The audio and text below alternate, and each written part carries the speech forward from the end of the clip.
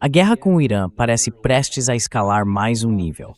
O presidente Trump, há poucas horas, ou menos de 2 horas atrás, publicou no Truth Social que toda vez que o Irã matar um soldado americano, vai pagar por essa morte muitas vezes mais. Essa ordem foi repassada ao secretário de Guerra, Pete Hegseth, ao chefe do Estado-Maior Conjunto, Daniel Davis, e a todos os líderes das Forças Armadas. O presidente Trump, bem, ainda não está claro exatamente o que ele vai fazer. Já estamos atacando há 9 dias seguidos.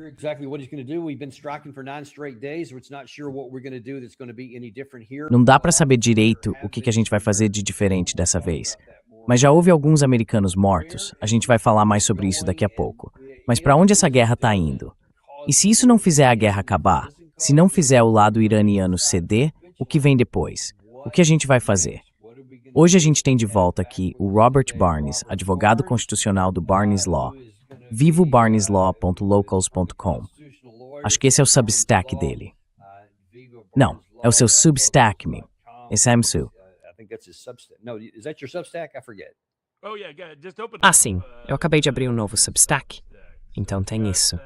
E para todos os grandes casos públicos, as controvérsias e a conferência que vem aí, é tudo no site 1776lawcenter.com. 1776lawcenter.com. Eu vou ficar muito feliz em participar disso agora, que acontece em menos de 2 semanas, eu acho. A gente vai falar mais sobre isso também. Mas vamos começar por esse primeiro ponto aqui, porque houve mais americanos mortos recentemente. Foram basicamente 4 nos últimos dias. 3 na Jordânia e 1 no Iraque, que acabou de ser morto. A soldado Isabella Gonzalez, e isso eleva o número para 16 mortos em combate, pelo menos oficialmente, e algo em torno de 430 feridos em ação, até agora. Eu suspeito que o número real seja bem maior, porque o CENTCOM não é exatamente transparente. Então, o que o presidente Trump pode fazer? Porque foi ele quem começou essa guerra, o que foi uma decisão tola, e a gente acha que ele deveria ter saído dela.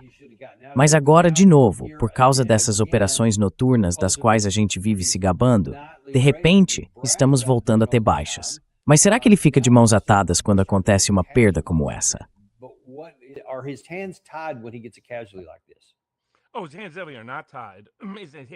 Ah, as mãos dele com certeza não estão atadas. De modo nenhum. Não havia necessidade de voltar a esse assunto. Não havia necessidade de romper o cessar-fogo original no dia 8 de abril. E para começo de conversa, não havia necessidade de entrar nessa guerra. O motivo pelo qual ele entrou na guerra, o motivo pelo qual ele rompeu o acordo de cessar-fogo original, que teria mantido o estreito aberto lá no início de abril, é o motivo pelo qual ele violou o memorando de entendimento durante o pouco tempo em que ele existiu.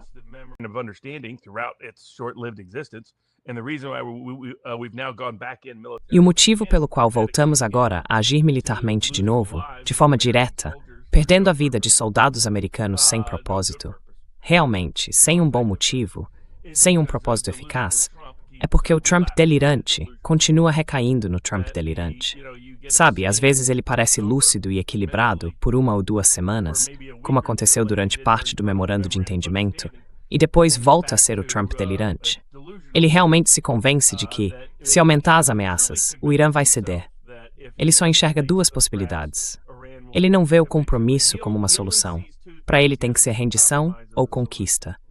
Se eles não estão se rendendo e ele não está conquistando, ele não aceita. Então, ele ficou satisfeito com o acordo por um tempo, desde que pudesse fingir o Irã estava cedendo a ele. Quando ele percebeu que éramos nós que estávamos cedendo nisso, basicamente começou a sabotar, minar e trair o processo de todas as formas possíveis, distorcendo tudo. Atualmente, o vice-presidente Vance está tentando negociar um acordo que reconheça de forma mais explícita, pelo menos, uma extensão de curto prazo, como foi sugerido pelo Qatar, por umas 2 semanas mais ou menos, para estabilizar a situação. Esse acordo reconheceria formal e completamente o controle do Irã sobre o Estreito de Hormuz. Ainda haveria uma rota por Omã como antes. O Irã nunca teve problema com a rota de Omã. O problema era quando as pessoas usavam sem avisar o Irã antes. Então agora, o Vance está lançando essa possibilidade. A questão é, será que o Trump consegue aceitar isso? Nunca se sabe. Quer dizer, o Trump muda de humor tarde do dia, de um jeito imprevisível. E o problema central é o estado de delírio em que ele vive. Hoje em dia, ele realmente se convence de que o que é bom vai acontecer e o que é ruim não vai. O que é bom vai acontecer, o que é ruim não vai.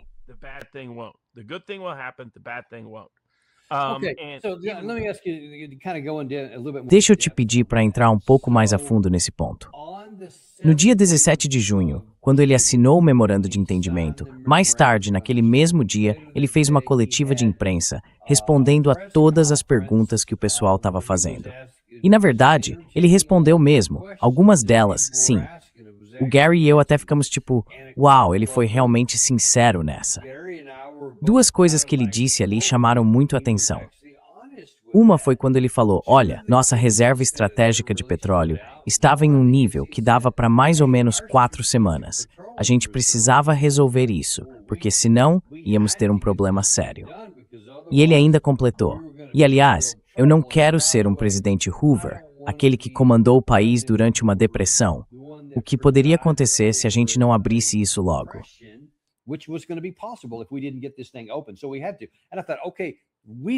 Então a gente teve que fazer isso. E eu pensei, ok, a gente já vinha dizendo isso. Acho que até você e eu já falamos sobre o potencial financeiro se a gente não tivesse feito aquele memorando de entendimento. E pensamos, beleza, finalmente ele reconheceu. Mas aí, quando olhamos a linha do tempo, 7 dias depois, no dia 24 de junho, foi quando saiu a notícia de que a ONU e Oman teriam que abrir o Corredor Sul e que iam começar a liberar o tráfego por ali. Eles iam decidir quem passava, apesar do que dizia o parágrafo 5, que só o Irã poderia, e por aí vai. E claro, todo mundo sabe o que aconteceu depois disso. Eles atacaram os navios. A gente respondeu, e agora estamos de novo nesse vai e vem. Agora o Trump está falando umas coisas, vamos olhar esse ponto aqui, o Trump caindo desse jeito.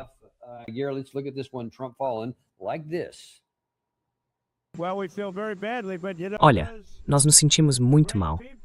Mas sabe, aquelas pessoas incríveis, aqueles grandes patriotas estão lá fora lutando para que o Irã não consiga uma arma nuclear. O Irã foi muito, muito prejudicado. Eles perderam praticamente tudo, quase toda a capacidade militar. Eles têm muito pouco sobrando. O que você quer dizer com eles perderam tudo militarmente e não tem mais nada? Se fosse assim, não teria havido um memorando de entendimento. Teria sido simplesmente uma exigência de cessar-fogo incondicional ou de rendição incondicional, como ele mesmo tinha dito no começo da guerra. Você pode explicar para a gente, da melhor forma que conseguir, o Trump do dia 17 de junho e o Trump de ontem?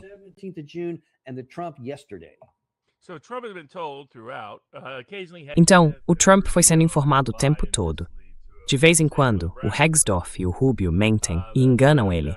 E o mesmo acontece com o Ratcliffe, que levou ele por aquele caminho da China na questão da eleição, por exemplo. Mas o Vance conseguiu furar boa parte disso. Ou melhor, o Vance vem dizendo para ele, repetidamente, que as informações que ele anda divulgando são imprecisas e falsas. Lá no verão de 2025. Isso já foi publicado no livro Regime Change, dos jornalistas do New York Times e da Axios. Ele chegou a dizer para o Trump não usar a expressão programa nuclear obliterado, porque provavelmente não era correta. Então ele vem alertando o Trump o tempo todo.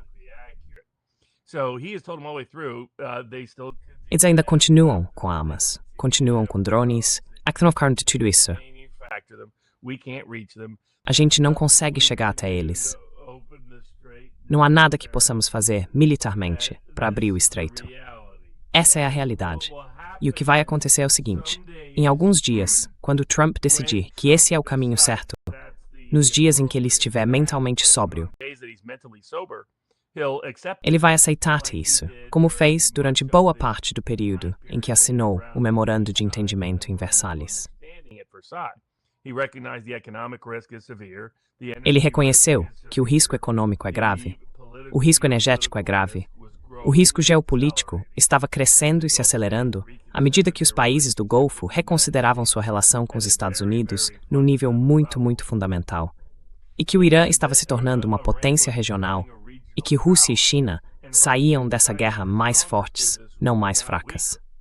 Mas o que acontece é o seguinte: quando ele começa a receber críticas demais do pessoal dos generais da Fox, e o Lindsey Graham já não está mais por perto, então pelo menos ele não tem mais alguém o bajulando o tempo todo. Mas enquanto ele estava por ali, gente como o Graham, o Hannity e outros, faziam ele se convencer de que, na verdade, não, ele não precisava ter feito isso. Que se ele voltasse a agir de forma mais agressiva, as coisas boas aconteceriam e as ruins não.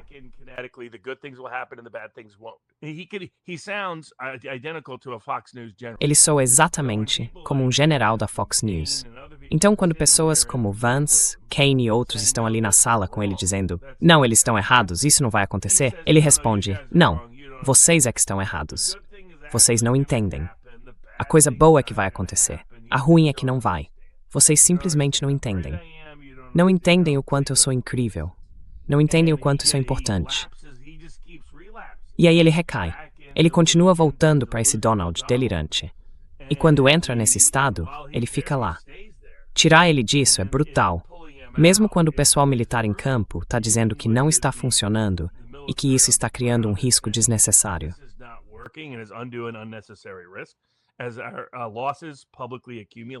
À medida que as nossas perdas vão se acumulando publicamente, é bem provável que a gente tenha mais feridos, especialmente feridos, do que foi reconhecido até agora. O CENTCOM admitiu, de forma implícita hoje, que não tem sido totalmente transparente com essas informações, por motivos de segurança operacional.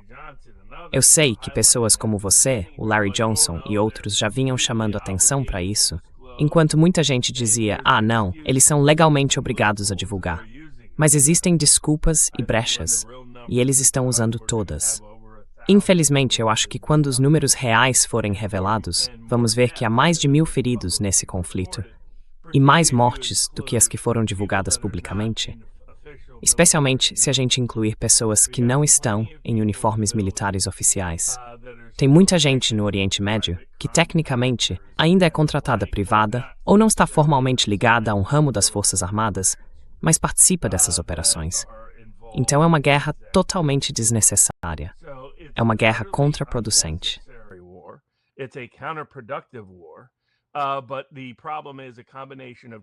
Mas o problema é uma combinação da capacidade de decisão cada vez mais limitada do Trump, que vive num mundo de fantasia, criado por ele mesmo, e o gabinete dele, cheio de covardes.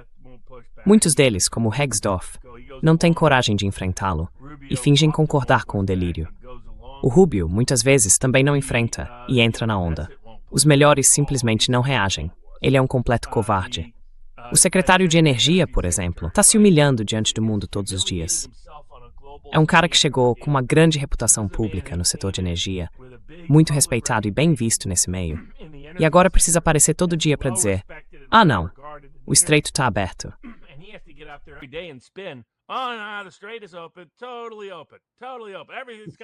Totalmente aberto.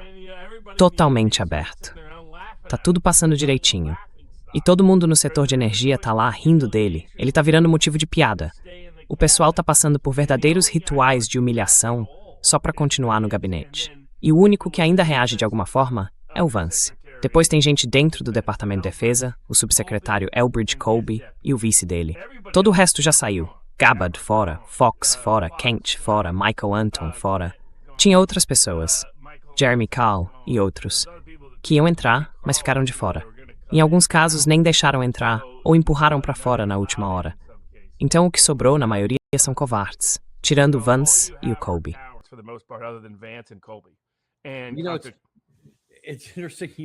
É interessante você mencionar o Wright, porque ele esteve na Fox News mais cedo hoje. Eu já vou chegar nesses generais e almirantes de TV que você comentou há pouco.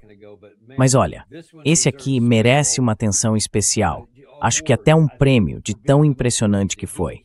Perguntaram para ele, para preparar o trecho que você vai ouvir agora, se haveria uma grande retaliação contra o Irã, já que eles têm matado nossos soldados. Agora, enquanto você assiste, me diz, isso parece um vídeo de verdade ou parece uma pessoa feita por inteligência artificial, muito mal construída?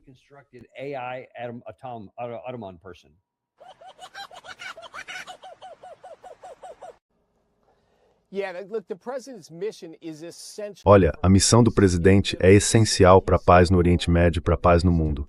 E essa missão é impedir que o Irã consiga armas nucleares e enfraquecer a capacidade deles de aterrorizar os vizinhos, o mundo e o comércio global. Então, sim, essa missão vai continuar até que esteja concluída. Mas eu te pergunto, ele planeja uma retaliação pela morte daqueles militares americanos? É trágico perder vidas americanas, mas essa é uma missão que vai salvar inúmeras vidas daqui para frente. O foco dele é reduzir a capacidade do Irã de espalhar terror pelo mundo, de manter o comércio global como refém, como estão fazendo agora, e de impedir que o Irã obtenha armas nucleares. Isso não mudou. Quer dizer, nem parece uma pessoa de verdade falando. Tô falando sério. Parece um vídeo gerado por inteligência artificial, porque o ritmo dele tá estranho. Não é natural. O que você acha disso?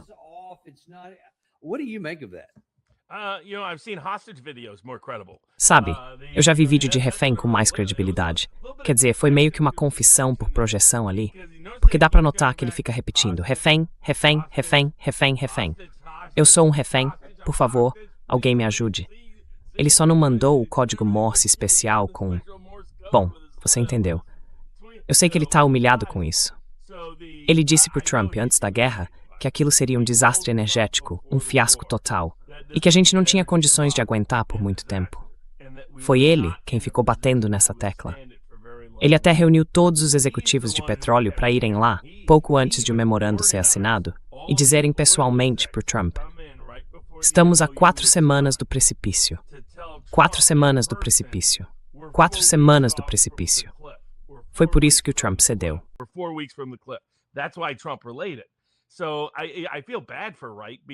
Eu fico com pena do Wright, porque eu sei que nos bastidores ele defendeu exatamente o oposto do que agora precisa justificar. E não acho que seja coincidência o fato de tudo girar em torno da palavra refém.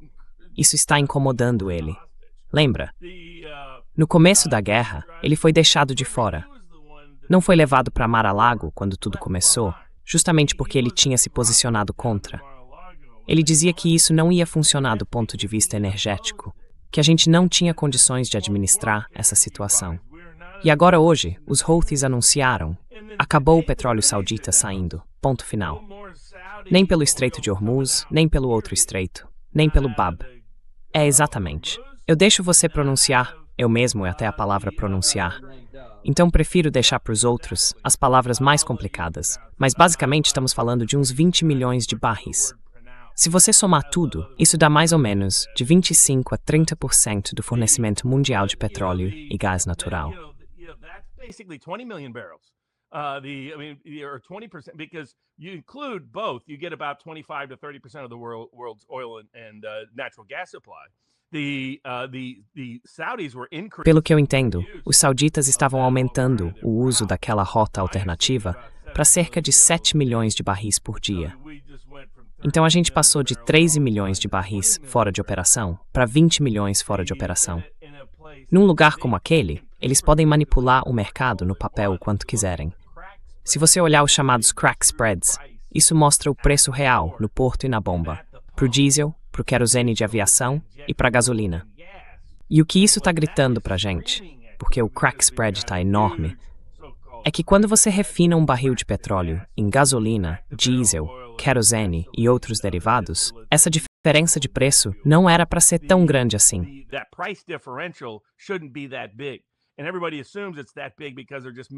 E todo mundo acha que é tão grande assim porque eles estão tendo lucros enormes.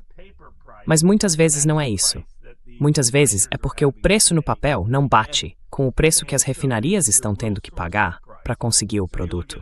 Então o preço real de origem, se você olhar para esse preço real, está mais na faixa de 120 a 140. E isso aparece no custo real. Por exemplo, se você olhar o índice TACO, por esse índice, a gente deveria esperar que o Trump caísse bem rápido, porque ele está em 10 anos sobre 4,5. Tá lá? e subindo. A aprovação dele está na casa dos 30%. Tá mesmo. E continua lá, caindo. E ainda tem o preço da gasolina e do diesel na bomba. Diesel acima de 5 e gasolina acima de 4.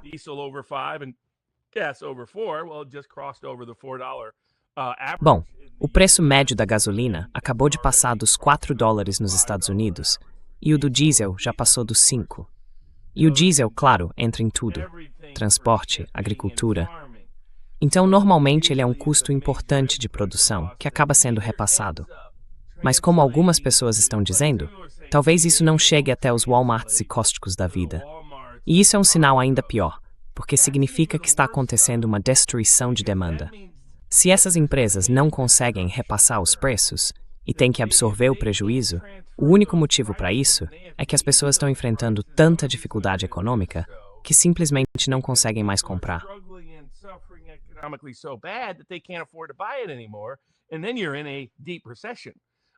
E aí, você entra numa recessão profunda. E já existem sinais de que isso está acontecendo. Então não tem cenário diferente. Ou isso resulta em grandes problemas de custo de vida, de poder de compra, ou em outro tipo de problema de acessibilidade. Simplesmente não dá para comprar, ponto. De um jeito ou de outro, a economia, todo o índice taco, tá aí. Mas o Trump está ficando cada vez mais fora da realidade, se fechando em bolhas cada vez maiores, das quais pessoas como Vance têm dificuldade de sair, porque o Vance está se tornando uma voz cada vez mais isolada. Porque a Fox está insistindo ainda mais nisso. No fim das contas, a Fox News é tão culpada por essa guerra ter escalado quanto qualquer outro. A capacidade do Rupert Murdoch de colocar generais malucos na TV toda noite, falando um monte de bobagem e absurdo, dizendo que vai ser fácil, que eles vão ceder, que tem que se render, isso teve um peso enorme. O Trump não tem como voltar atrás agora. Eles tiveram mais influência nos últimos 3 meses do que o lobby de Israel.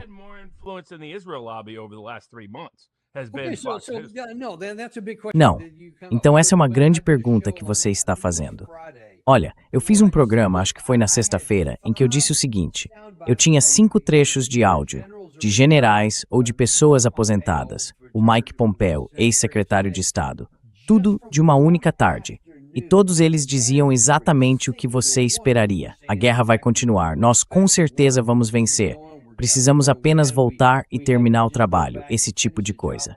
Por que o Rupert Murdoch quer empurrar o governo para um caminho que vai prejudicar os Estados Unidos e, no fim das contas, também vai prejudicar ele? Qual é a motivação deles?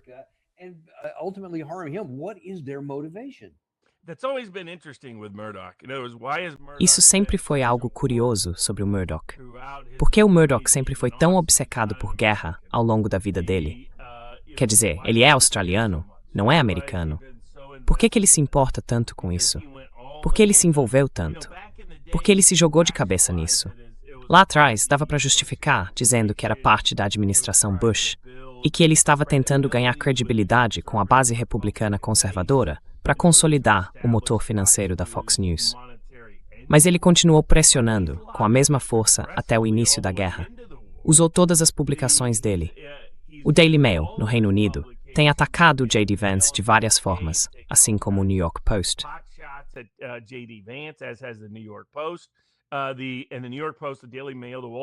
No New York Post, no Daily Mail, no Wall Street Journal e na Fox News, todos os veículos do Murdoch fizeram campanha como loucos por essa guerra. Defenderam essa guerra, atacaram qualquer tentativa de resolver essa guerra, minaram e sabotaram todo o esforço para sair dela de forma diplomática. E fizeram isso torcendo, sabendo muito bem que o Trump está perdendo o controle. Sabe, tem gente na Fox que sabe que o Trump já não está mais totalmente lá e que dá para incentivá-lo, como se fosse uma criança, a pular de um penhasco e levar o mundo inteiro junto. E isso é algo que ainda me intriga. Eu sei que ele sempre foi um fanático por guerra, mas o porquê disso nunca me foi explicado de forma completa ou satisfatória.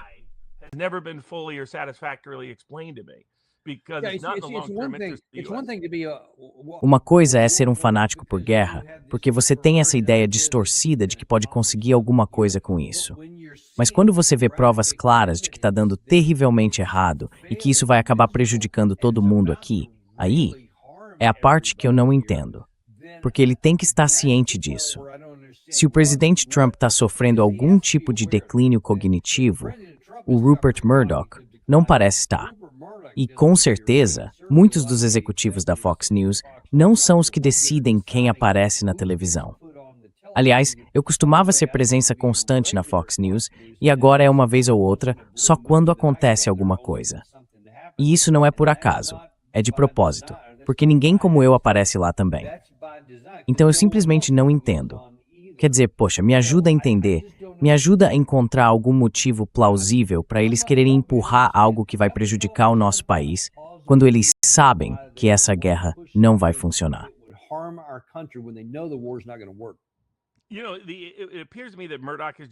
Sabe, para mim parece que o Murdoch faz parte daquela elite oligárquica do Ocidente, que compartilha os mesmos valores e a mesma visão de mundo. E como ele também é um belicista em relação à Rússia, tem um enorme viés russófobo e apoiou a guerra na Ucrânia, do começo ao fim. Foi ele, aliás, que transformou Lindsey Graham em uma figura conhecida. Não é como se vários outros meios de comunicação estivessem implorando para ter o Lindsey Graham em seus programas. Isso foi a Fox, mais do que qualquer outro, nos últimos 20 e tantos anos. E ele fez isso com quem? Bom, o Tucker conseguiu ficar lá por um tempo, mas acabou sendo afastado por causa da postura dele contra a guerra, quando passou a defender abertamente essa posição. Aí entrou em conflito com o desejo e a ganância do Murdoch por dinheiro, porque o Tucker era a galinha dos ovos de ouro da Fox. Mas se você olhar bem, isso vem de muito antes. Vem lá dos tempos dele no Reino Unido, nos anos 60.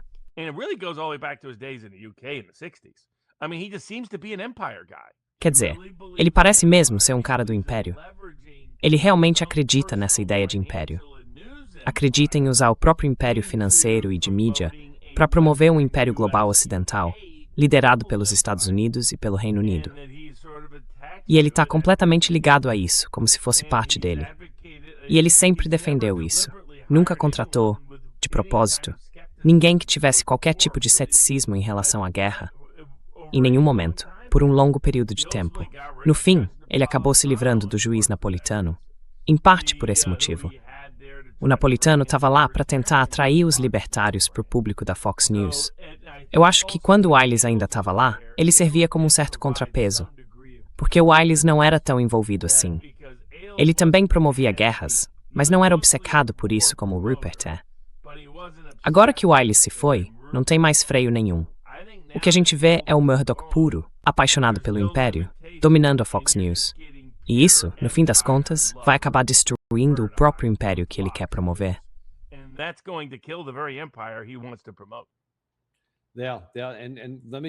Deixa eu mostrar aqui alguns exemplos de hoje em que o Sr. Murdoch está indo nessa direção. Primeiro, aqui está o General Keeney. Ele vai falar sobre como a gente já tem toda a munição de que precisa para fazer isso. Só falta ir lá e terminar o trabalho.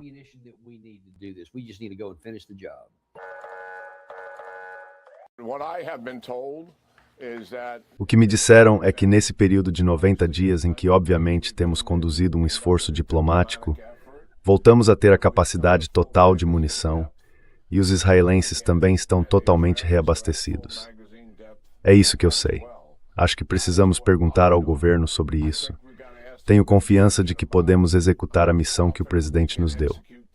E o motivo pelo qual eu digo isso é porque estamos totalmente preparados para voltar a operações de combate em larga escala, o que significaria cerca de 2 semanas com um conjunto diferente de alvos do que estamos perseguindo agora, junto com os israelenses.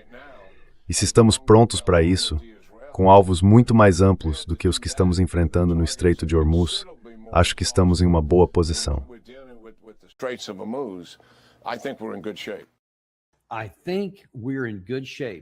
Acho que estamos em boa forma, ele diz. Temos toda a munição de que precisamos, ele diz. E Israel está ansioso para voltar. E assim a gente finalmente vai cumprir a missão que o presidente Trump definiu. Ele nunca disse qual missão, porque o Trump tem mudado de ideia o tempo todo sobre qual é essa missão. Mas enfim, quem se importa com isso, né? Contanto que a gente volte lá, atire nas pessoas e exploda coisas, acho que ele fica satisfeito. Mas isso não vai ter um final feliz, Robert. This will not have a happy end, Robert. I mean, just look at the ammunition issue first. Olha, primeiro vamos falar da questão da munição, porque tudo que tem saído na mídia aberta mostra que a nossa situação de estoque é muito grave, principalmente com os mísseis JASSM e Tomahawk, que são de cruzeiro de longo alcance, e também com os interceptores PAC-3 e THAAD. No meio militar, a gente chama isso de estar no vermelho, em situação crítica. E agora ele quer voltar para uma escala total, não só 80 ou 100 alvos por dia, mas como foi no começo, quando chegava a centenas em alguns dias. E pelo que eu lembro, foram usados até uns 15 mil no total. A gente não tem isso, Robert. E se o Trump ouvir esse conselho, e o Rupert Murdoch conseguir o que quer, e a gente voltar para uma guerra em larga escala, vamos ficar sem algumas dessas categorias de armamento. Quer dizer, isso remonta ao Curtis Bombs Away, LeMay, que depois da Segunda Guerra Mundial adorava bombardear Dresden e adorava bombardear Tóquio. Aí ele queria soltar a bomba atômica em todo mundo, em todo lugar. Ele adorava o poder aéreo, achava que o poder aéreo podia resolver tudo. Naquela época, a gente tinha uma cadeia de suprimentos muito melhor para sustentar nossos produtos militares do que tem agora. Isso foi antes de o complexo militar industrial realmente tomar conta. Eisenhower já tinha alertado sobre isso em 1961, mas agora chegou a um outro nível, a ponto de a gente não conseguir mais repor rapidamente nossas munições. Então, o Keeney está mentindo sobre isso. Dá para perceber, pelo tom hesitante dele, que ele sabe que está mentindo. Enquanto isso, o Irã não tem esse problema. O Irã construiu uma cadeia de suprimentos militares autossuficiente, com a ajuda da Rússia e da China, toda estruturada no subsolo, e eles conseguem produzir tudo a um custo baixíssimo. Ao contrário do que o Rubio diz, eles gastam todo o dinheiro em guerras. Não, quem faz isso somos nós. Somos nós que estamos estourando o orçamento com guerras. Pelo que eu sei, o Irã gasta cerca de 2% do PIB com apoio militar e com o suporte a outros grupos, como o Hezbollah, por exemplo. O dinheiro do Hamas para o ataque de 7 de outubro não veio do Irã. Assista ao documentário sobre o Bibi Netanyahu.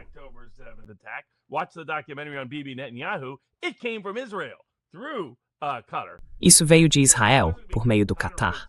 Mas não foi porque o Catar fez isso de forma voluntária. Israel mandou que eles fizessem, por causa do grande plano de dividir a causa palestina entre a Cisjordânia e Gaza, tanto geograficamente quanto geopoliticamente, entre o Hamas e o Fatah.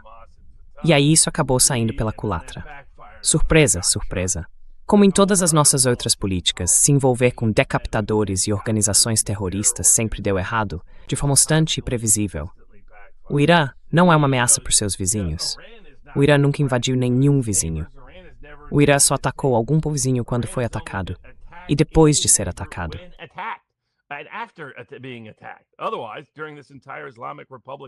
Na verdade, durante todo esse período da República Islâmica do Irã, eles foram um dos países que menos iniciaram conflitos no Oriente Médio. Essa é a realidade. A gente só finge o contrário, projetando sobre o Irã o que nós ou Israel fizemos com frequência. Veja, o Hussein nunca teve a ideia de invadir o Irã por conta própria. Fomos nós que o incentivamos, junto com outros países, países do Golfo, até a antiga União Soviética na época, a atacar o Irã, porque todo mundo via o regime islâmico iraniano como uma ameaça naquele momento. O que as pessoas nunca entenderam, no entanto, é que o povo iraniano nunca viu o próprio governo como uma ameaça, nunca viu a República Islâmica como uma ameaça.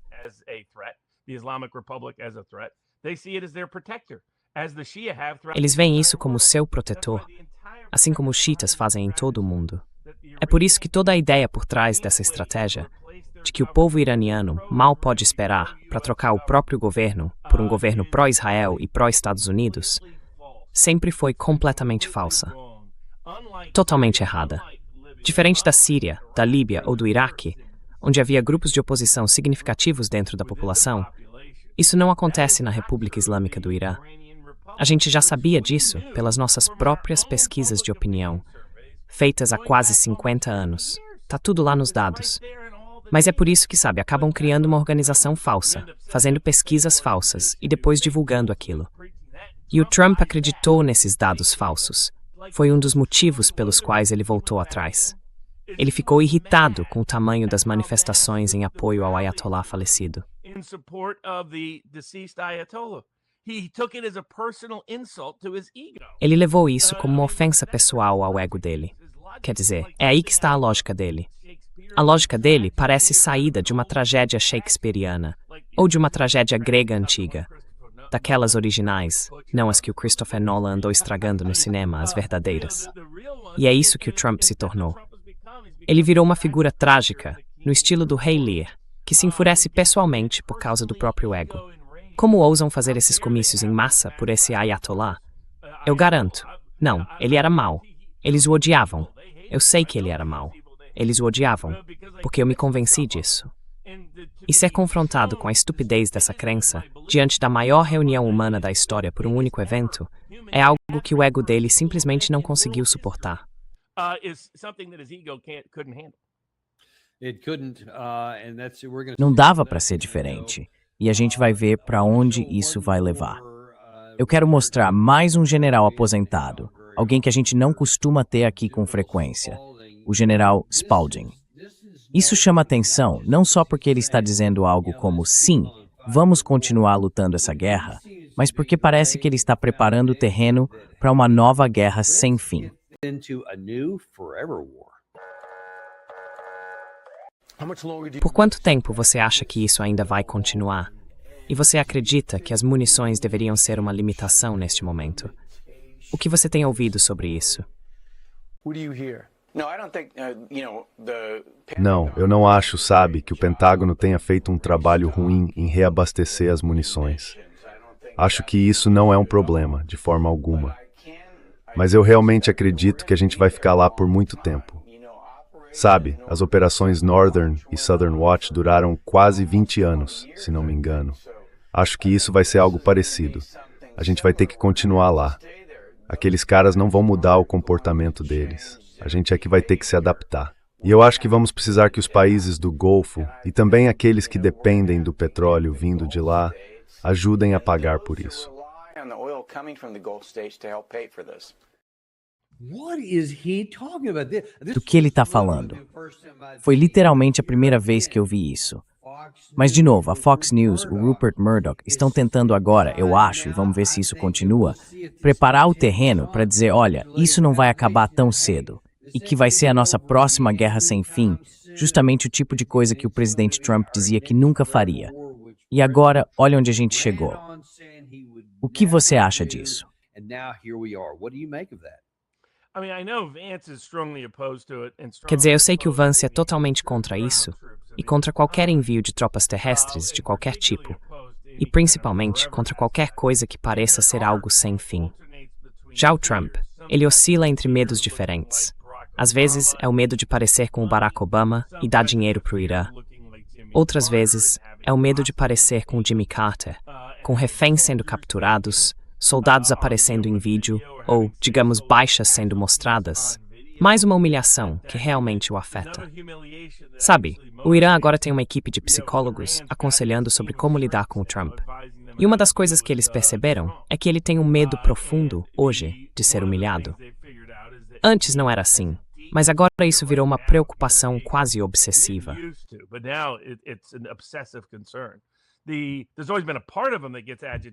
Sempre teve uma parte dele que fica agitada com isso.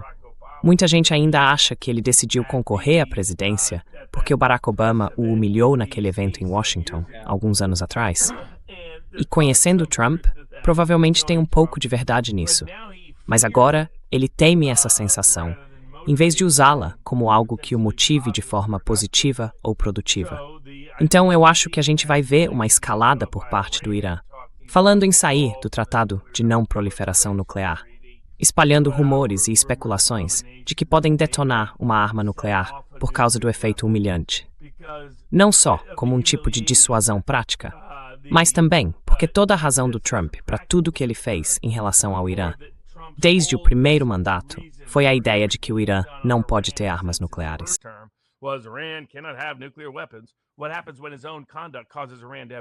O que acontece quando a própria conduta dele faz o Irã ter armas nucleares é simplesmente humilhante, num nível absurdo. É como se tirasse toda a força do Trump. Então esses são alguns dos medos que estão no ar, junto com a economia e as eleições de meio de mandato. Mas o contraponto, e é por isso que eu acho que quando as pessoas falam em usar tropas terrestres, é que logisticamente, como Larry e você apontaram, isso é quase impossível. O Vance tem dito às pessoas que não há nenhuma chance de colocarmos tropas em solo, nem nas ilhas, nem no Irã. Ele não vê isso como algo que o Trump realmente esteja considerando. Isso está sendo ventilado pelo próprio Trump, porque ele ainda acha que é uma forma de pressão. Ele se convence de que o Irã está prestes a ceder.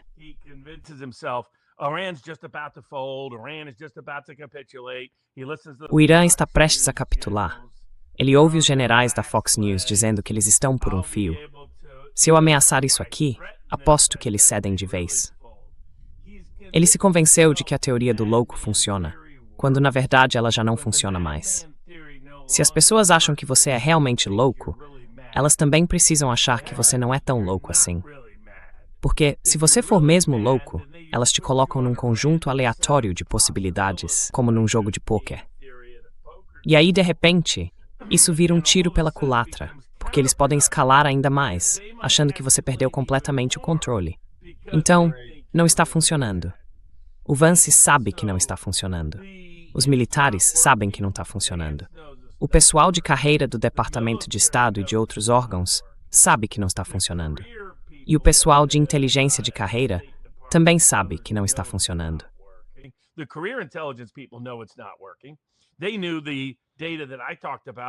Eles sabiam que os dados de que eu falei sobre a opinião pública iraniana não apoiavam derrubar o regime, nem o governo, nem a república, como eles chamam. Na verdade, o iraniano médio considera o próprio governo mais democrático do que o americano médio considera o nosso, o que pode surpreender muita gente. É assim que eles veem a situação. Dá para medir quão democrático é o seu país, numa escala de 0 a 10? Eles ficam acima de 5. A gente, muitas vezes, fica abaixo de 5 nas pesquisas. Quando se pergunta se a pessoa se sente livre para dizer o que pensa, no Irã a população fica dividida sobre o quanto se sente livre para falar. E muitos americanos também não se sentem livres para dizer o que pensam, por causa das consequências que enfrentaram nos últimos 6 anos, com diferentes formas de censura e punição no trabalho e nas escolas, simplesmente por expressarem suas opiniões.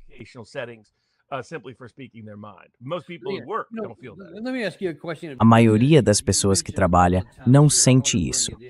Deixa eu te fazer uma pergunta, porque você mencionou esse assunto algumas vezes aqui, e eu quero trazer isso para a conversa. Gary, se você puder mostrar aquele artigo do Substack. Você acabou de publicar esse texto. O povo iraniano quer uma mudança de regime lá no seu Substack. Agora, aconteceu uma coisa interessante comigo há 2 ou 3 semanas, quando eu estava indo para a Geórgia. No caminho para o aeroporto, minha esposa e eu estávamos no banco de trás conversando sobre esses assuntos. A gente estava num Uber e eu comentei alguma coisa sobre o povo iraniano. De repente, a motorista, uma senhora mais velha, virou para a gente e disse, olha, sabe de uma coisa? O presidente Trump está certo, porque o povo iraniano quer desesperadamente essa mudança de regime. Eles adoram o que ele está fazendo.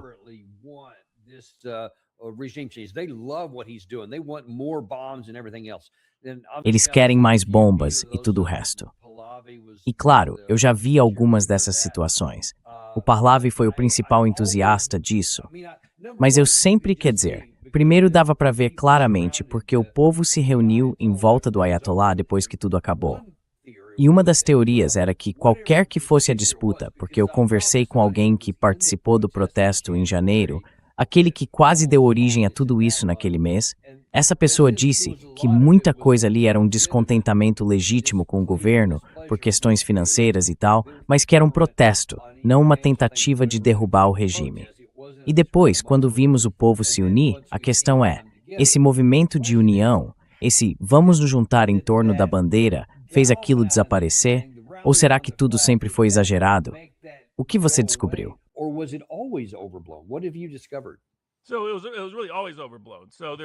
Então isso sempre foi muito exagerado. Existem várias pesquisas feitas sobre o Irã e sobre populações xiitas que acabaram se tornando um fator importante em outros países fora do Irã. e isso inclui levantamentos feitos pela Gallup, pela Reuters, pelo Instituto Pew de Pesquisa, além de pesquisas da Universidade de Maryland, conduzidas pelo professor Sadat, que estuda o Oriente Médio e o mundo. Também há estudos do Instituto Washington para a Política do Oriente Próximo. Ou seja, todas as pesquisas que eu usei são de institutos norte-americanos. Agora, existe uma outra pesquisa feita na Holanda, que é aquela que o pessoal da Fox News costuma citar. E essa pesquisa, quando você vai investigar, não é de um instituto real. A forma como eles estão pesquisando o Irã é muito incomum, porque o software que eles usam foi criado por serviços de inteligência.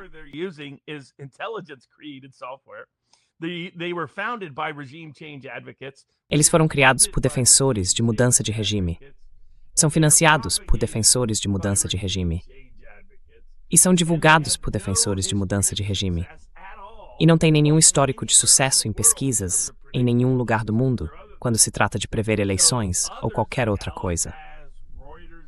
Agora, outros institutos, como o Gallup, a Reuters, o Pew Research, o Instituto Washington para a Política do Oriente Próximo e a Universidade de Maryland, esses sim, já fizeram pesquisas extensas sobre o Irã e também sobre as populações xiitas em todo o Oriente Médio. E o que se observa é um ponto em comum. A República Islâmica do Irã tem, desde sua fundação, em 1979, um apoio profundo e entusiasmado entre os xiitas, especialmente os mais religiosos, em qualquer lugar onde eles estejam, em qualquer parte do mundo.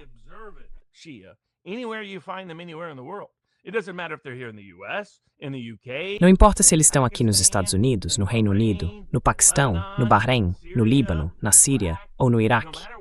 Onde quer que você faça uma pesquisa, vai encontrar apoio à República do Irã. O que varia é o apoio a líderes específicos dentro do Irã. Sejam diferentes ayatollahs, diferentes presidentes ou ministros das relações exteriores.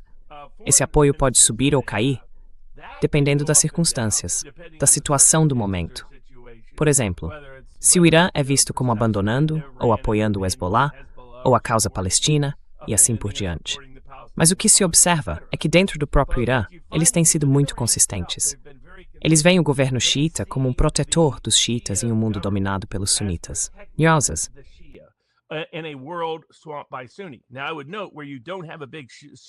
Olha, em lugares onde não existe uma grande divisão entre xiitas e sunitas, como na Malásia e na Indonésia, as pesquisas mostram de forma consistente mais de 70% de aprovação à República Islâmica do Irã. Praticamente em todas as pesquisas já feitas por lá. Então eles veem o Irã principalmente como um regime islâmico. Já os xiitas o enxergam como um protetorado majoritariamente xiita. É por isso que o país é muito popular no Paquistão, no Bahrein, no Líbano, na Síria, no Iraque, todos esses lugares onde há um apoio muito forte. Por isso, não seria surpresa ver uma participação em massa no funeral do Ayatollah assassinado e da neta dele. As pessoas estão subestimando o impacto da netinha de 4 anos naquele caixão minúsculo.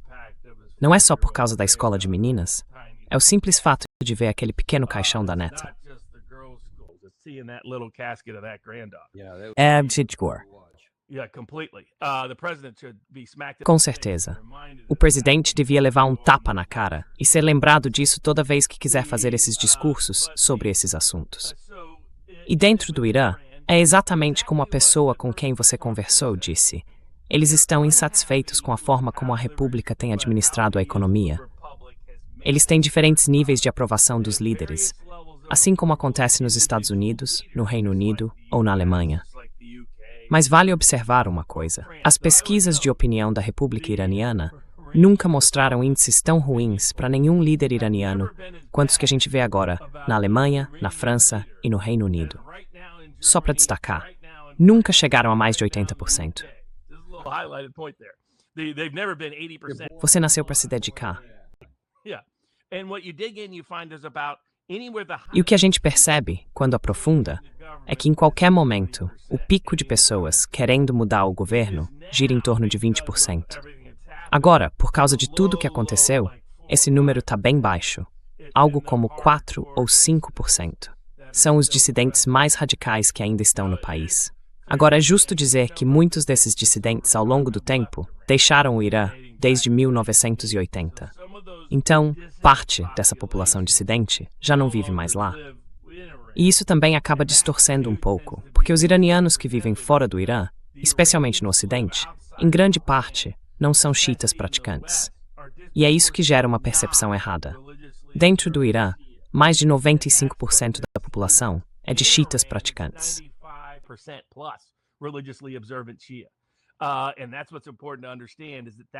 E é isso que é importante entender. Esse é o ponto em comum nas ligações religiosas profundas que eles têm com o sistema de governo. Mas eles também veem o governo como democrático, e é por isso que cobram resultados na área econômica. Eles não enxergam o governo como uma elite oligárquica que está se enriquecendo. Veem o governo como algo que deve responder a eles, e muitas vezes, como incompetente em lidar com os próprios problemas econômicos.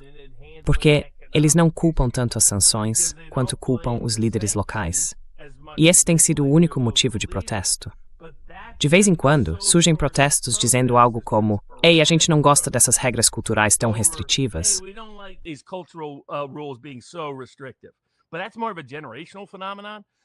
Mas isso é mais um fenômeno geracional. A geração Z, a geração millennial, não quer se identificar com os boomers.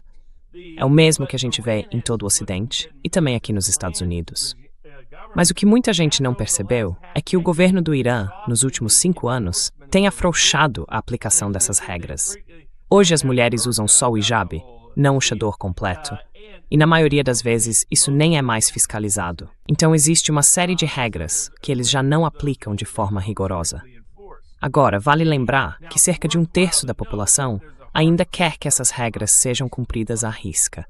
Esse terço é bem fundamentalista e defende uma aplicação bem rígida dessas normas.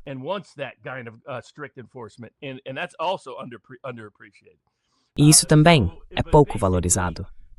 Mas basicamente, nunca houve mais de 20% das pessoas querendo derrubar o próprio governo. Agora esse número está em um dígito baixo. Todo mundo está insatisfeito com a economia e quer que ela melhore. Mas isso é praticamente o que acontece em qualquer país do mundo neste momento. Só que eles nunca quiseram derrubar o governo. Sempre foram contra a ideia de o governo ser derrubado. E como o apoio para mudar completamente o sistema de governo chegou ao máximo de 20% há mais de 10 anos, desde então vem caindo de forma constante. A conclusão razoável é que eles olham para a Síria, olham para o Iraque, olham para a Líbia.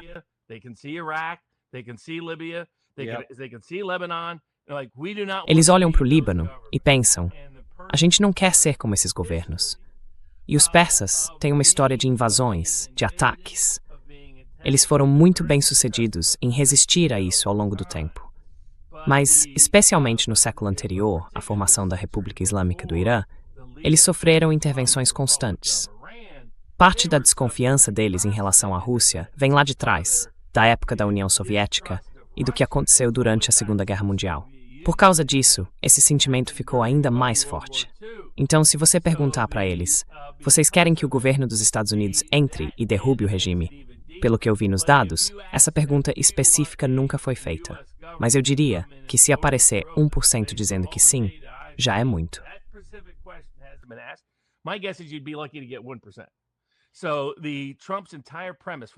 Então, toda a base da guerra de Trump foi completamente falsa, desde o primeiro dia.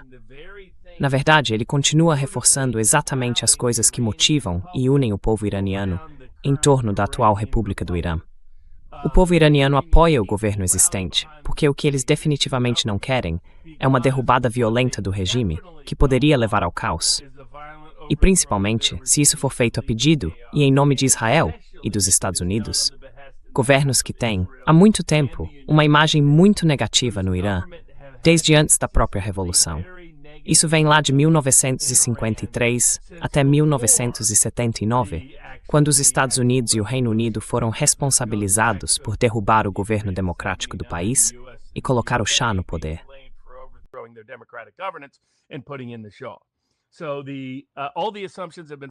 Então todas as suposições estavam erradas desde o primeiro dia. As pessoas podem ir lá no Substack.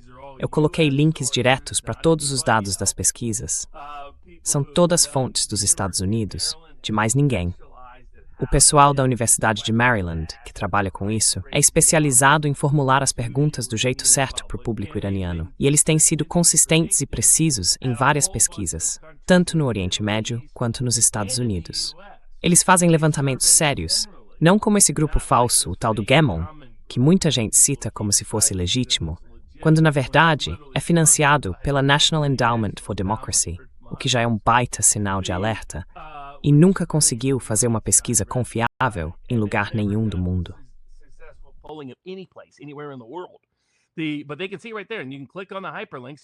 Mas dá para ver ali mesmo, e você pode clicar nos links e explorar os dados das pesquisas por conta própria. São 12 anos de informações na Universidade de Maryland, e tem 40 anos de dados acumulados em vários outros lugares. E não é? Quando você entende isso sobre o Irã, aí começa a olhar a opinião dos xiitas em outros países. E não há motivo para que os xiitas desses países mintam sobre o que pensam do Irã.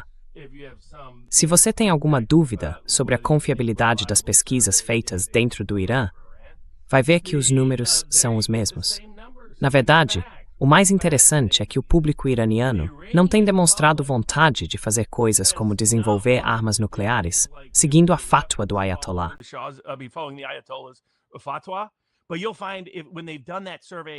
Mas você vai ver, quando fazem essas pesquisas com xiitas no Líbano, no Iraque, no Bahrein ou no Paquistão, o que aparece é o seguinte. Eles dizem que sim, o Irã deve desenvolver armas nucleares. Eles acham que isso seria um importante fator de dissuasão para proteger os xiitas no mundo todo. Então eu suspeito que é para esse lado que os xiitas no Irã estão caminhando depois da guerra. Mas isso já dá uma ideia de como os xiitas são solidários e apoiam essa posição. Esse é o protetorado deles. Não é aquela versão absurda e fantasiosa que a gente ouve de alguns setores evangélicos da direita nos Estados Unidos, que fingem que o Irã tem uma visão agressiva, profética, de querer acabar com o mundo por causa da religião. Isso não tem nada a ver com o Irã, se você estudar o que o Ayatollah realmente disse. Eles são nazistas religiosos. Foi o que o Lindsey Graham disse quando ainda estava vivo. Não sei se você chegou a ver isso. É como se eles não fossem os responsáveis por isso. Se você for a certas igrejas sionistas cristãs nos Estados Unidos, é lá que você ouve esse tipo de absurdo. Ouça o Huckabee, é lá que você escuta essas loucuras. Vamos trazer o arrebatamento, irmão. Vamos trazer de novo. As pessoas deveriam realmente estudar o que muito desse discurso sionista cristão significa. Significa que todos os judeus morrem, só para constar. Então, se alguém acha que os israelenses são realmente sionistas cristãos, quero dizer, pergunte a si mesmo, eles já entenderam qual é o desfecho profético dispensacionalista para eles? É que você precisa morrer para que Jesus possa voltar. Você ajudaria a facilitar isso? Quer dizer, é uma insanidade turbinada.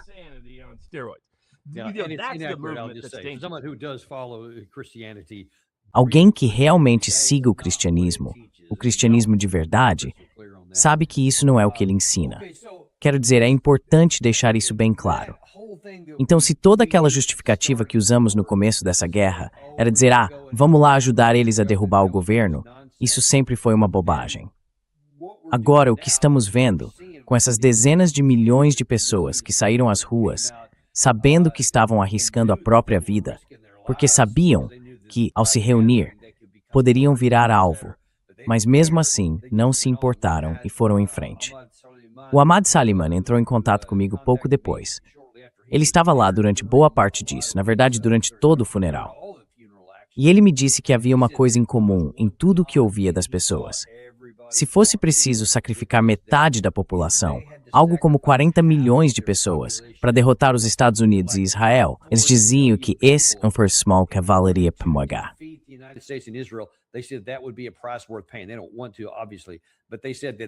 Eles não querem, obviamente, mas eles disseram que são totalmente contra ceder em qualquer coisa. Então, para mim, isso mostra, junto com as evidências físicas que a gente tem e o material militar que você já mencionou, que não existe caminho, nenhum caminho, em que uma força militar, qualquer desgaste militar dos Estados Unidos, vá prejudicar o Irã o bastante para fazê-los dizer, tá bom, tudo bem, vamos fazer o que vocês quiserem. Eu não vejo isso nem como uma possibilidade teórica. I don't see that is even being a theoretical possibility. Do you? Agreed. I mean, I told people at the very beginning of this, you understood. Concordo. Olha, eu disse desde o começo. Se você entende o sacrifício xiita, o orgulho persa e o nacionalismo iraniano, dá para saber que isso nunca ia funcionar, que a gente nunca conseguiria conquistar ou fazer eles se renderem. É como os russos me disseram uma vez, a gente prefere comer terra a abrir mão do nosso orgulho. E o orgulho persa é ainda mais profundo. Veja, são pessoas que converteram os mongóis. Os mongóis invadiram, tecnicamente conquistaram os persas, e numa geração, todos eles já tinham virado persas. Eles fizeram isso com os mongóis. É esse tipo de coisa. É como quando a gente foi pro Vietnã.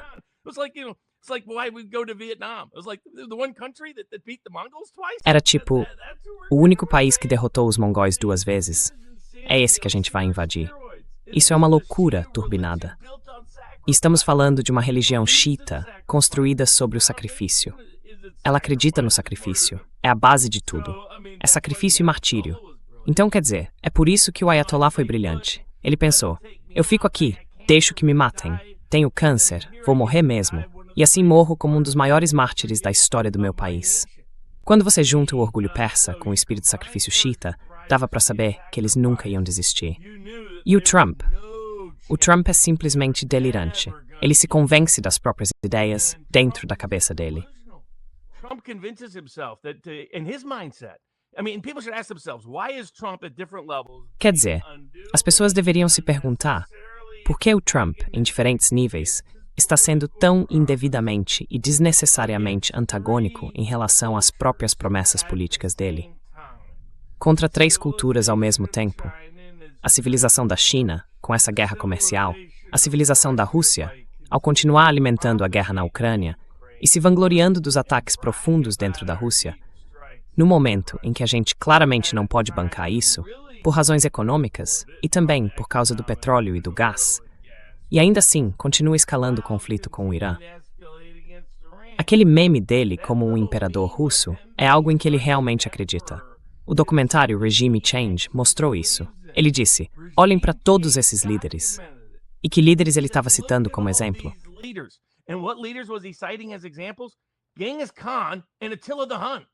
Gengis Khan e Attila, o Huno. Ele nem chegou a imprimir aquilo.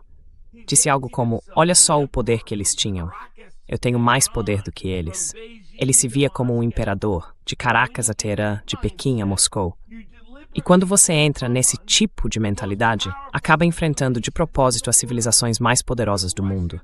Os russos, os chineses e os persas são as 3 civilizações que resistiram ao maior número de ataques na história da humanidade. Se você souber um pouco, entende.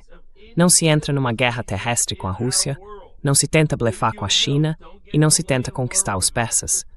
E o Trump está tentando fazer as 3 coisas ao mesmo tempo. Não existe prova mais clara do que essa, pessoal.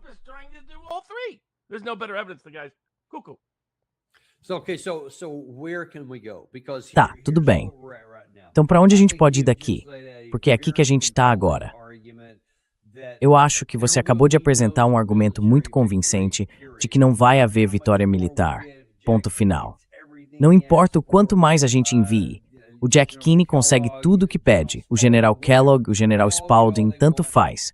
Todos eles conseguem tudo o que querem. O Rupert Murdoch consegue o que quer. A gente vai ficar sem munição. Tá passando no noticiário agora. Acho que o CSIS divulgou algo há uns 2 dias, falando sobre quanto tempo levaria para repor boa parte desse material. Um míssil SM-3 leva 64 meses. Mesmo um Patriot leva, parece que é um pouco menos, talvez uns 2 anos.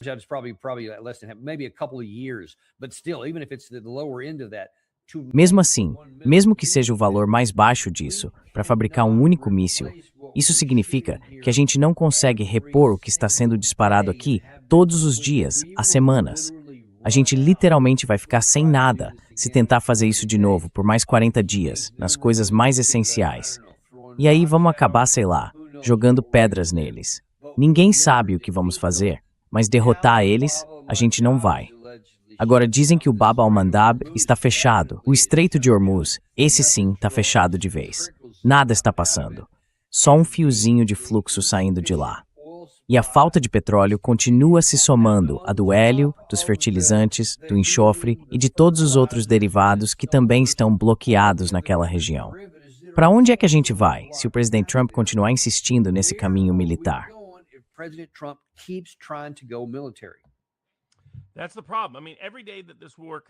Esse é o problema.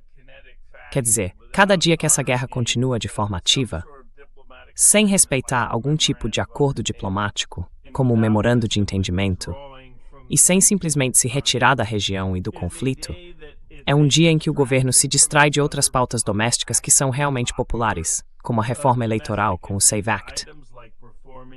Então, ele está perdendo capital político todos os dias, está perdendo apoio político diariamente, só pelo fato de que certos temas deixam de ser discutidos em nível nacional. Além disso, é mais um dia de risco de baixas, de risco de ferimentos em pessoal americano, por uma guerra na qual os próprios americanos nunca acreditaram. É mais um dia de desgaste político, enquanto o relógio segue correndo em direção às eleições de meio de mandato.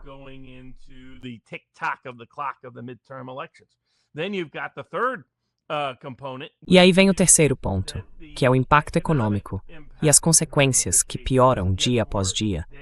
E parte disso pode ser até certo ponto irreversível. Isso pode acelerar o estouro de uma bolha de inteligência artificial, que por sua vez pode estourar a bolha do mercado de ações, o que acabaria estourando também a bolha do consumo, já que metade dos gastos dos consumidores hoje vem dos 10% mais ricos, que são os que têm todas as ações. E além disso, tem o custo do petróleo e da energia nos postos, que a gente já vê refletido na alta dos juros. Algo que o país não consegue sustentar com a dívida batendo recordes, ainda maior do que na Segunda Guerra Mundial, em proporção ao PIB. Exatamente o oposto do que o presidente Trump prometeu.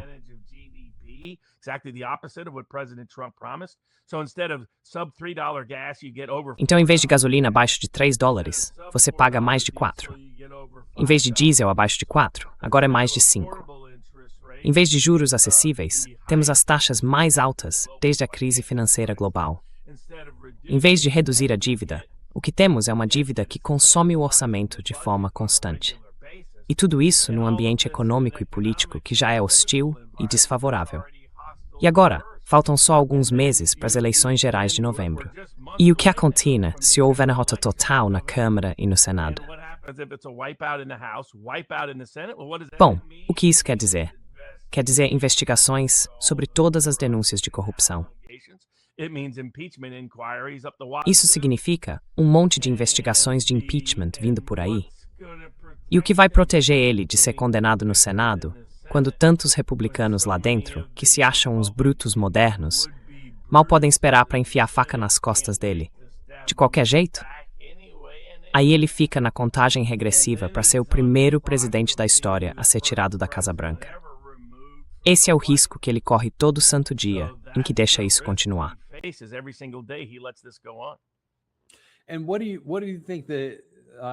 E o que você acha das chances de, vamos pensar num evento tipo Cisne Negro? Quem pode dizer quais são as chances reais disso acontecer? Você mencionou algo parecido mais cedo, aqui mesmo na transmissão. Eu já ouvi isso de várias fontes diferentes, não só de uma ou duas, de que é possível que o Irã tenha sido empurrado a desenvolver uma arma nuclear. E talvez a gente simplesmente acorde um dia com a notícia de uma detonação nuclear no meio do deserto iraniano. E eles declarem que os norte-coreanos fizeram em certo momento. Agora somos obtêm nucleares. E a partir daí, tudo muda radicalmente.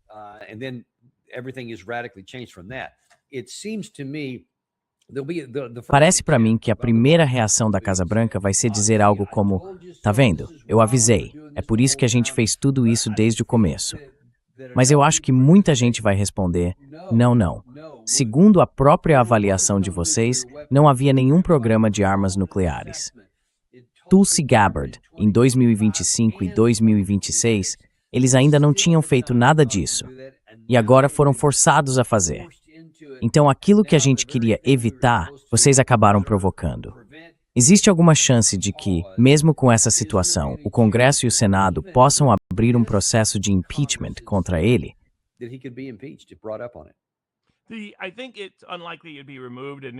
Acho improvável que ele seja removido antes da transição das eleições, porque muitos republicanos, especialmente na Câmara, dependem em parte da popularidade do Trump entre o eleitorado republicano para conseguir mobilizar os eleitores, para tentar salvar o máximo possível de cadeiras na Câmara. Por isso ele sabe que o risco real só vem depois da eleição de janeiro de 2027, com a nova Câmara dos Deputados e o novo Senado. É nesse momento que o risco dele realmente aumenta. Até lá, ele tem uma certa liberdade para agir.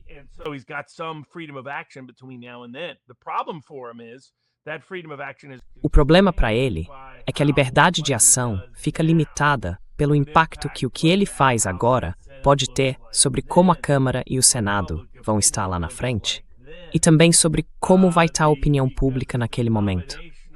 Porque é a combinação entre a posição dele na opinião pública em janeiro de 2027 e a composição partidária da Câmara e do Senado que vai determinar o quanto essas investigações vão parecer plausíveis, o quanto vão ser completas, detalhadas e sérias, e também qual vai ser a probabilidade real de um processo de impeachment e de uma possível remoção do cargo.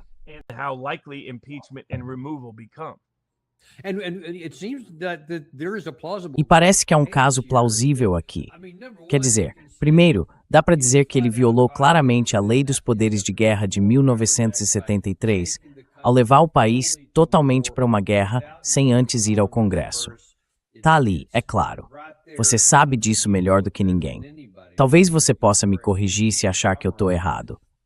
Mas eu acho que ele foi para a guerra completamente contra a Constituição e contra essa lei dos poderes de guerra. E há espaço para responsabilizá-lo por isso. E aí, durante o processo de investigação, dá para dizer, olha, a comunidade de inteligência te avisou, os generais te avisaram que isso nunca funcionaria, e mesmo assim você fez. Quer dizer, isso parece um crime grave e uma violação séria do cargo.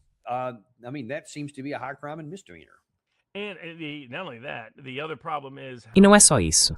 O outro problema é quantas pessoas pulam fora do barco. O problema de ter um gabinete cheio de covardes é que você acaba cercado de ratos, ratos de verdade, ratos em potencial e ratos ansiosos, que nunca vão sacrificar o próprio futuro pessoal e político por você. E eles não vão demorar para enfiar a faca nas suas costas. A ironia é que a pessoa que mais criticou o Trump dentro da Casa Branca é justamente quem seria a mais leal. O Vance seria o último a abandonar, a sabotar, a trair, a fazer o papel de Brutus. Todos os outros, aqueles bajuladores dóceis, são as cobras que o Trump deixou entrar em casa. É como naquele poema antigo dele, A Cobra. Você sabia quem eu era quando me deixou entrar? Acho que isso vai ser sempre o destino for. Sim, exatamente. E eu acho que esse é o risco dele. Essas são pessoas que o abandonariam num piscar de olhos. O lobby de Israel sabotaria ele num piscar de olhos. Rupert Murdoch sabotaria ele num piscar de olhos. O primeiro líder a apoiar e elogiar Joe Biden pela vitória na eleição de 2020 foi o primeiro-ministro Bibi Netanyahu, de Israel. Foi assim de rápido para enfiar a faca. Então é disso que eu tô falando. É esse tipo de gente. Você não pode se juntar a um bando de traidores e ladrões e esperar que eles ajam com honra quando a situação exigir. Acho que esse é mais um dos problemas dele. Se você reparar, o Rubio ficou em cima do muro o tempo todo, vazando informação para um lado e depois dizendo o contrário em público, ou o inverso.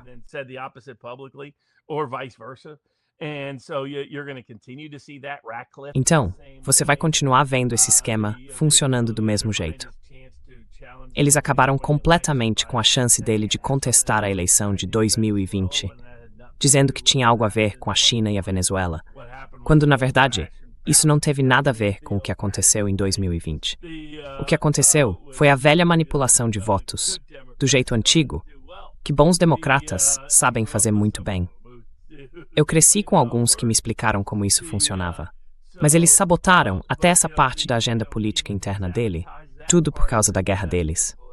E tem escândalo de corrupção espalhado por todo lado.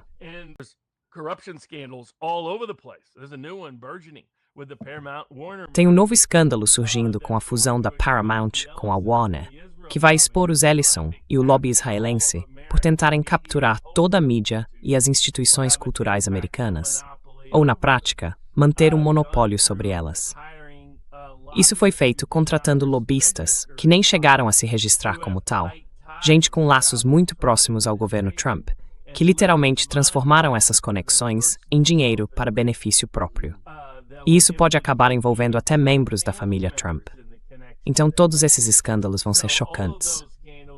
E o risco de o mundo inteiro descobrir tudo isso mais cedo ou mais tarde só aumenta quanto mais essa guerra continuar, porque cresce a chance de ele perder feio na Câmara e no Senado, o que, por sua vez, aumenta o risco de afastamento e de investigação.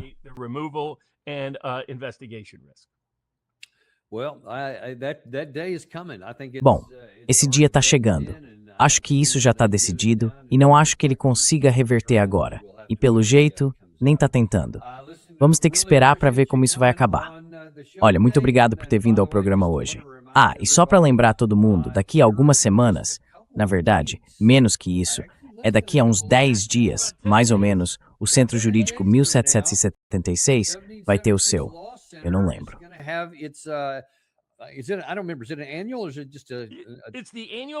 É um evento anual? Ou é só um?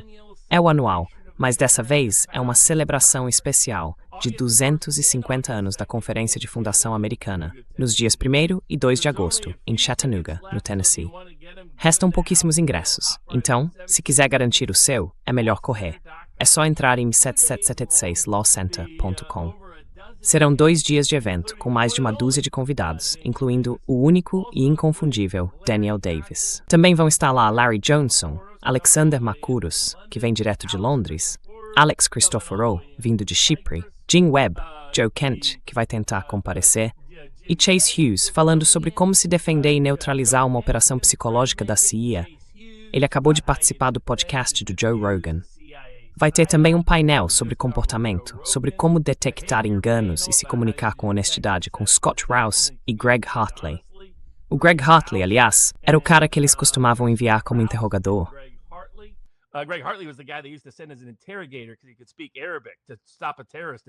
Ele consegue falar árabe para impedir um ataque terrorista em qualquer lugar do mundo. Então ele é um cara fascinante, com uma história incrível. O Richard Barris, do People's Pundit Daily, vai falar sobre o futuro das 4 liberdades. Eu costumo descrever esse encontro como o Bilderberg do Movimento pela Liberdade. Ou melhor, o anti-Bilderberg.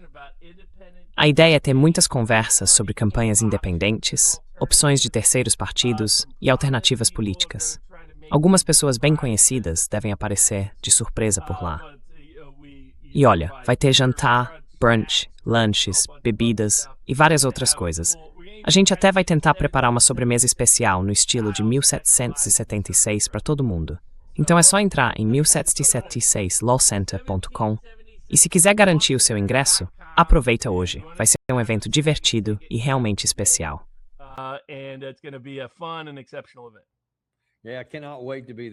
Ah, mal posso esperar para estar lá.